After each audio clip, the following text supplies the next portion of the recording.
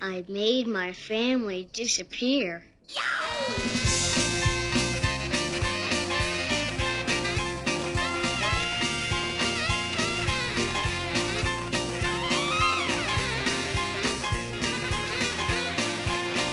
Remember when a Christmas movie about parental neglect became the feel-good hit of 1990? Home Alone was John Hughes' holiday masterpiece. Part family comedy, part slapstick war film, 100% chaos. 8-year-old Kevin McAllister, played by Macaulay Culkin, gets accidentally left behind when his massive family jets off to Paris for Christmas. What starts as a kid's dream come true turns into a full-scale home invasion when the wet bandits show up. Harry, played by Joe Pesci, and Marv, played by Daniel Stern. Rounding out the chaos are Kevin's panicked mom, Kate, played by Catherine O'Hara, his dad, Peter, played by John Hurd, and the mysterious neighbor, Old Man Marley, played by Roberts Blossom. Today, we're diving into 15 weird facts about Home Alone. Now, before we get started, hit that like button and subscribe. It helps YouTube show this video to more retro movie fans just like you. Now, let's get into the countdown with number 15. Daniel Stern let a tarantula walk on his face for real.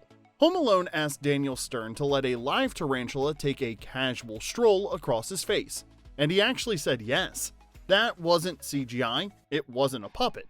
That was a real spider named Barry, and Stern agreed to the shot under one condition.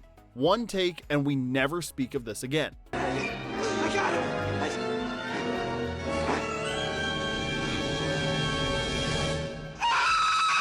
Now, here's the catch. Tarantulas don't appreciate loud, panicked screaming directly into their abdomen. So, Stern had to perform the most convincing silent scream in cinema history. Mouth wide open, absolute horror in his eyes, while carefully not startling a creature that could, bite him. That blood-curdling shriek we all remember was added in post. Every kid in 1990 thought Stern was howling for his life, but in reality, he was politely mouthing, "Please get this thing off me." Barry, meanwhile, hit his mark like a pro. No rehearsal, no drama, just 8 legs and zero awareness that he was making movie history. Number 14, the sled scene nearly broke the crew and physics. That moment when Kevin rockets down the stairs and shoots clean out the front door like a tiny Olympic bobsledder was iconic, but in real life, that stunt obeyed exactly 0 laws of geometry. Here's the problem. The staircase in the actual Home Alone house doesn't line up with the front door at all. If Kevin tried that in reality, he wouldn't glide majestically into the snow, he'd slam straight into a wall and invent a whole new booby trap called concussion.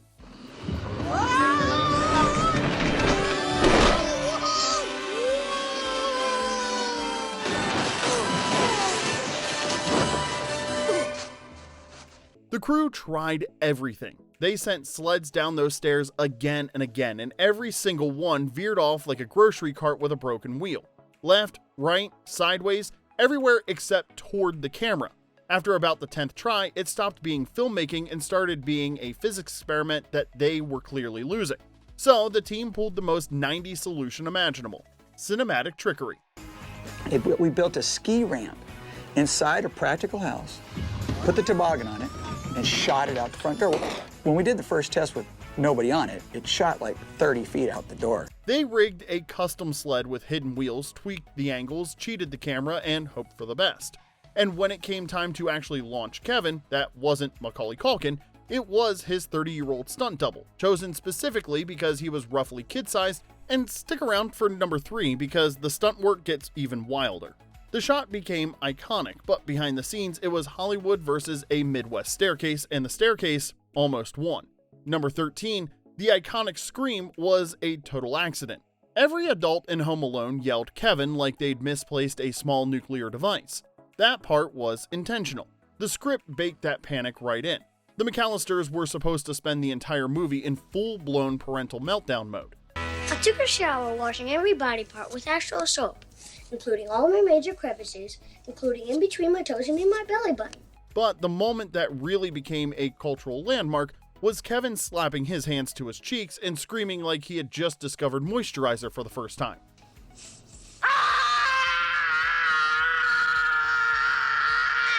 That scream wasn't scripted at all. Director Chris Columbus told Macaulay Culkin to put on the aftershave, drop his hands, then scream. Simple enough, but on the first take, Culkin left his hands glued to his face and belted out that high-pitched shriek anyway. The crew cracked up. Columbus kept the take. Boom.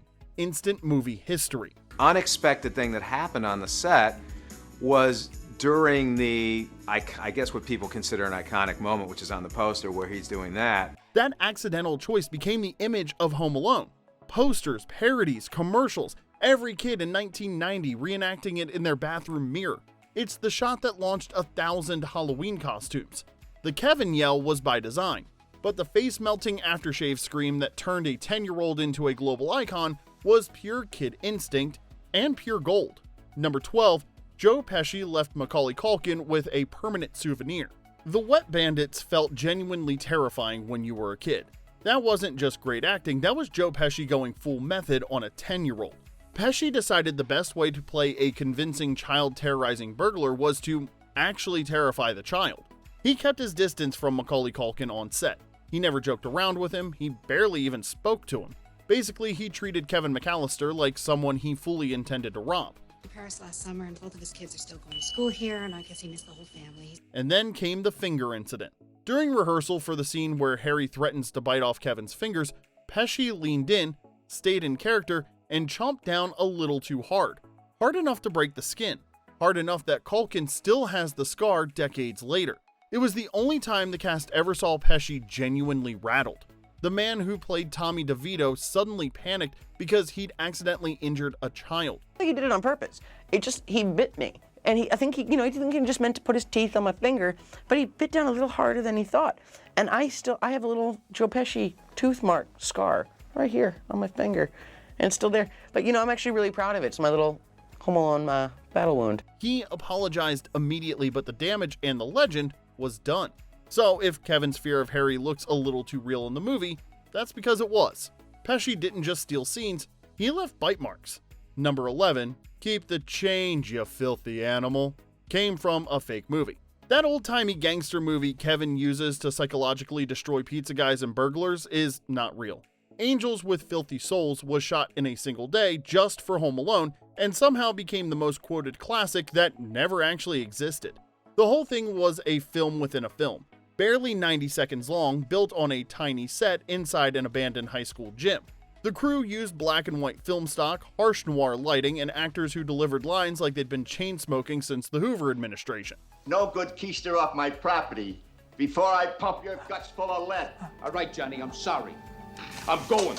1, 2, 10. It looked so authentic that half the audience, including actual celebrities, swore it had to be a lost 1930s gangster flick. The title was a wink to the real 1938 film Angels with Dirty Faces, but everything else was absolute parody and pure gold. Keep the change, you filthy animal, became an instant catchphrase. Keep the change, you filthy animal. Cheapskate. Then, Merry Christmas, you filthy animal, from the sequel spoof, sealed the deal. Merry Christmas, you filthy animal. Today, those lines have more cultural staying power than most actual films from the era that they were spoofing. Number 10, Macaulay Culkin actually drew Kevin's battle plan. Kevin's iconic battle plan, that masterpiece of crayon warfare where he maps out exactly how to destroy two grown men, was actually drawn by Macaulay Culkin. But the traps themselves were cooked up by adults who were way too excited about causing pain. Culkin sketched the blueprint you see on screen. The misspelled words, the crooked arrows, the artistic confidence of a kid who absolutely believes he can defeat burglars with toys and housewares. Yeah, that's all him.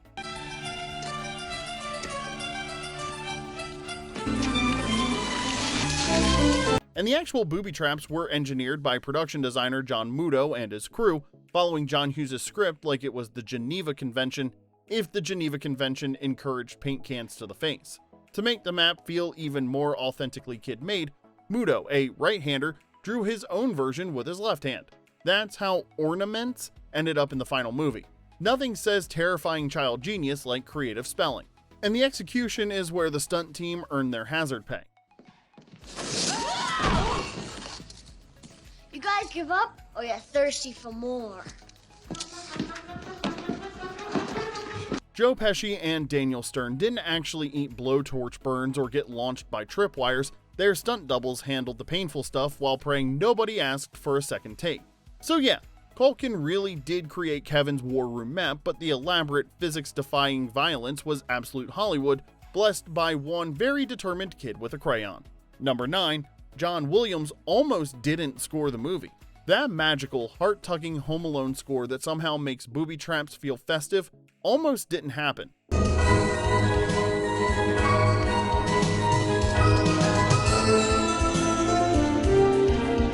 John Williams, the guy behind Star Wars, Indiana Jones, and basically every soundtrack that ever made you feel feelings, originally passed on the idea. Director Chris Columbus had already hired composer Bruce Broughton, and early trailers even listed his name. But a scheduling clash with the Rescuers Down Under forced Broughton out, and suddenly the production was scrambling for a composer. Columbus tossed out what he thought was a joke. Let's ask John Williams. Everyone laughed, but then Williams said yes. John Williams and I have done 5 or 6 pictures together, and he has truly just taken my films and just given them new life. He watched the rough cut and was instantly enchanted. That's the actual word he used, by this small, chaotic Christmas comedy about a kid defending his house with paint cans and fire. He saw a chance to write original Christmas music, build a new holiday sound, and maybe sneak a future classic into the canon. The result was somewhere in my memory.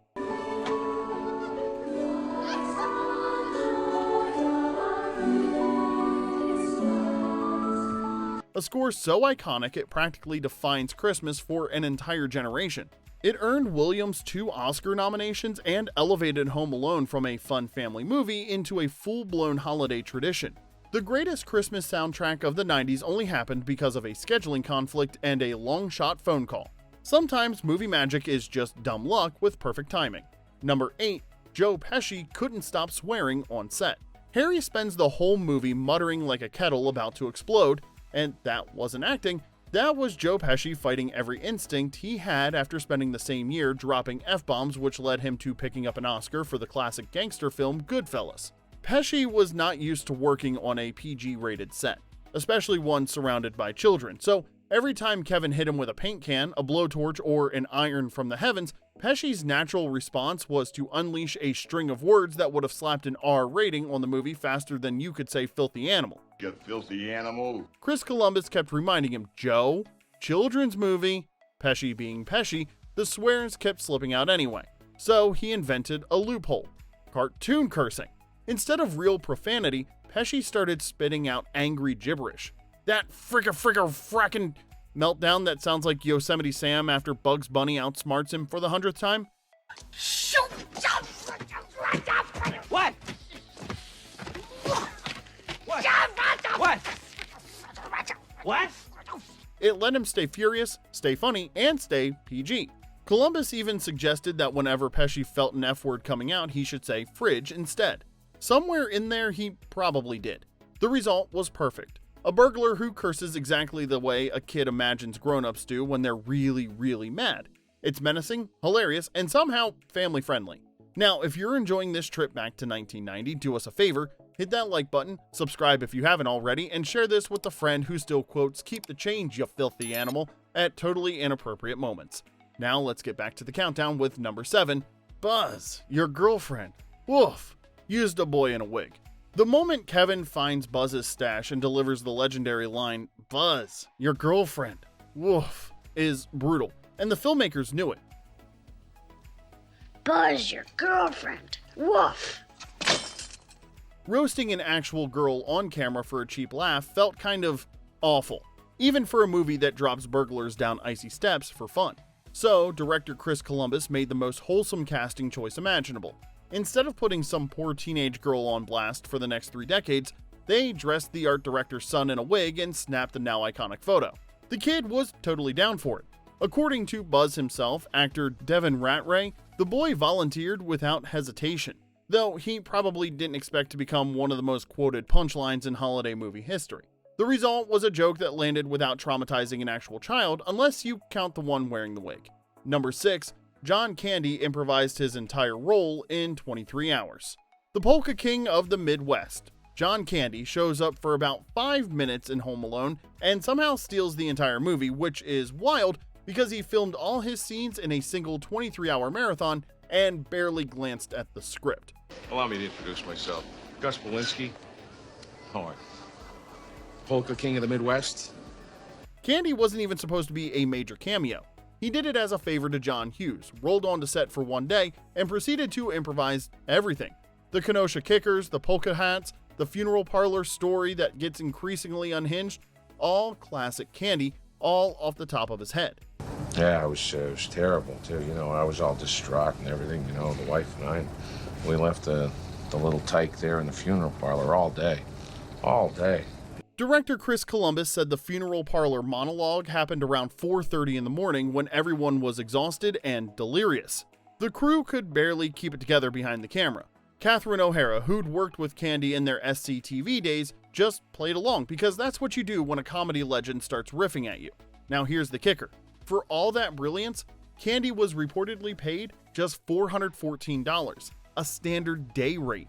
He later admitted he regretted that deal, probably right around the time Home Alone became the highest grossing live-action comedy ever made. Number 5, some airport extras were just real passengers. The McAllisters sprinting through O'Hare like they're running an Olympic relay is pure chaos, but some of those background actors weren't actors at all. They were actual early morning travelers just trying to catch their flights. The production couldn't shut down a real terminal because, you know, airports. Hold the play. Did we miss the flight? No, you just made it. Yeah! Single seats only, coach. Take whatever springs. So, while the crew staged the McAllister mayhem with paid extras, regular Chicago passengers kept drifting through wide shots, completely unaware that they were wandering into one of the biggest Christmas movies ever made. If you look closely, you'll spot them. The ones who aren't performing, they're genuinely lost, late, or wondering why a film crew is chasing Catherine O'Hara through the terminal at 6 a.m. The airport chaos felt real because half of it was. Number 4, the studios thought Home Alone would flop. Home Alone feels like a movie destined to become a Christmas classic. The studios didn't think so. In fact, they practically tried to kill it. Warner Brothers originally agreed to make the movie for $10 million, a number John Hughes and Chris Columbus instantly knew was a fantasy. As the budget crept toward $14.7 million, Warner panicked, slammed the brakes, and walked away. Good luck with your little kid movie that's totally going to flop. What they didn't know was that Hughes had already been quietly talking to 20th Century Fox. Fox looked at the project and said, "This is going to print money." They swooped in, funded the bigger budget, and inherited the biggest Christmas jackpot of the decade. Then, Home Alone hit theaters. Dad, can you come here and help me? Remember that kid we saw the other day? He lives here. Well, if the kid's there, the parents gotta be. He's home alone. It didn't just do well, it detonated. It was the highest grossing movie of 1990, the highest grossing live action comedy ever made, a title it held for 21 years until 2011 when The Hangover Part 2 passed it. It didn't even stop there. Home Alone 2 Lost in New York came 2 years later and became another massive hit, followed then by Home Alone 3 and 4. The latter two I think we all try to forget ever happened. Warner Brothers walked away with nothing. Fox walked away with a gold mine, and a silly expensive kid movie became a historic blockbuster that defined the holidays for an entire generation. Not bad for a film the studio tried to evict from its own house. Number 3, Kevin's stunts were performed by a 30-year-old in kid clothes. When Kevin climbs those shelves in Buzz's room like he's hunting for buried treasure, right before the whole thing collapses on top of him, there's no universe where a 9-year-old was allowed to do that. That wasn't Macaulay Culkin. That was Larry Nicholas, a fully grown 30-year-old stunt performer who just happened to be short enough to pass for a kid on camera. Nicholas handled all the stuff that would have sent an actual child straight to the ER, you know, like climbing unstable furniture and slipping on ice, and getting blasted by booby traps. Anything involving velocity, gravity, or a combination of the two, thanks to clever angles and movie magic, audiences never noticed Kevin occasionally turned into a tiny adult acrobat.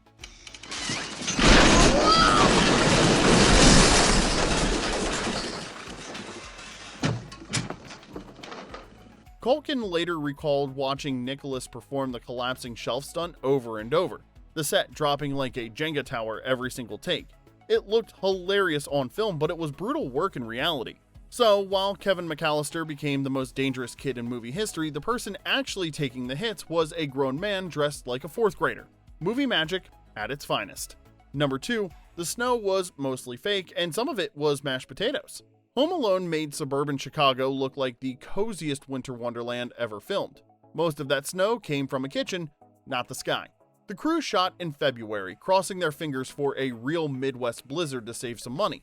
Day 2, miracle. An actual snowstorm rolled in, giving them those gorgeous exterior shots and the perfect Christmas morning blanket.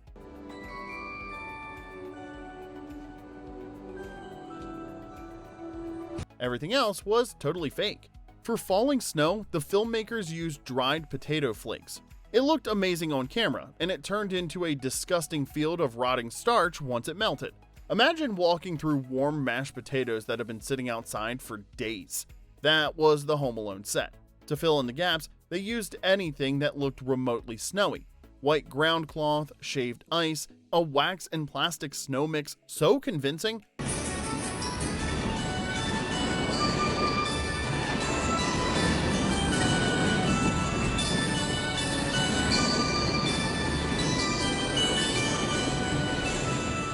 The production later donated it to the Lyric Opera of Chicago for stage work. The result was seamless. A winter movie that feels colder and more Christmassy than most actual Decembers. Just try not to think about the fact that half of Kevin's neighborhood was basically covered in dehydrated potatoes. Number 1, the McAllister house was built inside a high school gym. The McAllister house looked like the platonic ideal of a suburban mansion. Huge, perfect, and the kind of place where you'd absolutely want to be left behind for Christmas. Surprise, most of it wasn't real.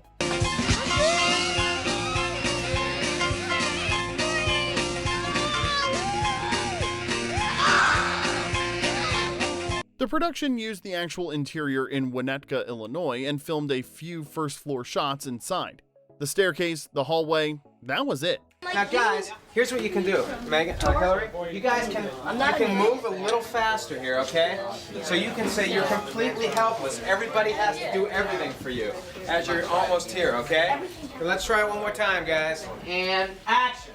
The rest of the iconic McAllister home, including the kitchen, the basement, the attic, the parents' bedroom, all those booby-trapped battlegrounds, they were all built from scratch inside a gym at New Trier High School. And if you're thinking, why? Well, because the real house was way too small for giant cameras, stunt rigs, lighting setups, and 2 grown men repeatedly falling downstairs. Constructing the interior as a full 2-story set meant the crew could remove walls, adjust ceilings, and safely film every piece of chaotic slapstick without destroying someone's actual property. Now, here's the wildest part. The flooded basement, the one the wet bandits accidentally decorate with water, was filmed in the school's swimming pool. They literally turned a high school pool into a suburban disaster zone. The McAllister home became one of the most famous movie houses in history, but the real magic happened inside a gymnasium, the most ambitious school project ever built. And there you have it, 15 weird facts about Home Alone. Which fact surprised you the most? Let us know in the comment section below, and if you want more deep dives just like this one, check out our retro movie playlist linked in the description. Now, if you had fun, hit like and subscribe. It helps us keep these flashbacks coming every single week. Until next time, keep the change, you filthy animal. This is Remember When.